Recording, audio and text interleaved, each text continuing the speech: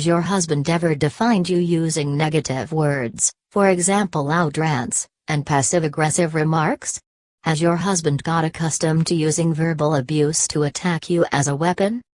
Verbal abuse often happens on the brink of collapse of a romantic relationship. It belongs to a psychological or emotional abuse.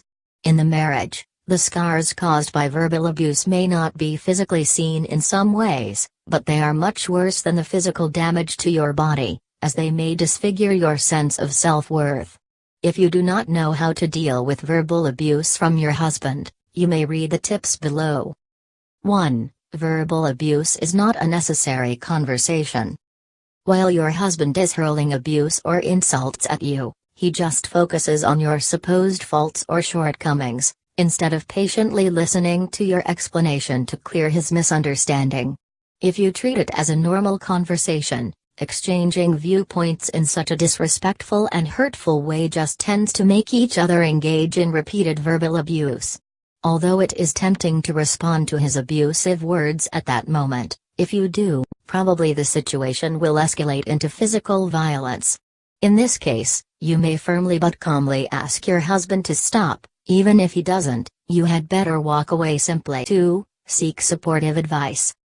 If you are regularly subjected to your partner's verbal abuse, you are very likely to lose perspective from your own angle.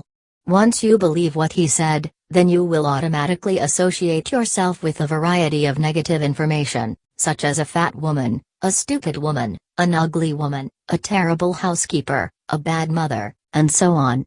Before you take action to address the problem, you have to be aware which part of what he said is not real. Therefore, you may confide in your relatives and close friends, because they know you and love you, and they are willing to assist you to rebuild your self-esteem and confidence. In addition, you may also seek professional suggestion from other people who are known to be experienced in handling the cases of domestic violence and abuse, such as marriage counselors. They are more capable of confirming which things goes beyond your arguments and offering valuable tips on how to make the relationship work. 3. Reconsider your options.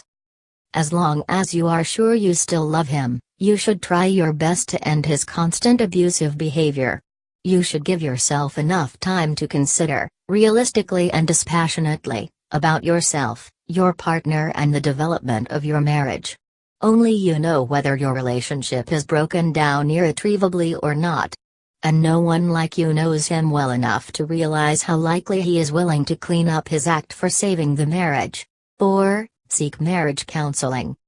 If you believe that there is a chance your relationship can be salvaged, you may consider marriage counseling as a positive approach to relating to your partner.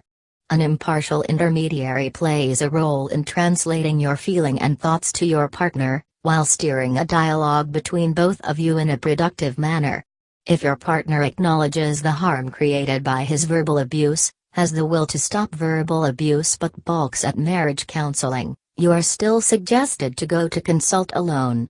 Professional counselors must have encountered a man's reluctance to discuss his private issues with strangers for many times. Probably they also have their unique ways to make your man feel less insecure during the counseling process. 5. When all your efforts fail. If all your efforts do not avail anything, leaving your spouse becomes the most extreme way to shut down your spouse's verbal abuse, but probably you will have to do so. If you go this way, what is to happen to your relationship will be dictated by your own individual circumstances, because your husband actually attempts to gain more control over you by verbal abuse, but leaving him equals to an admission, "Don't want to control me." In the best case, both of you will stick to not crossing the red line between verbal violence and physical violence, but in case your partner wants to threaten or hit you, you will have to learn to lower the risk level, especially if your children are involved. Thank you for watching.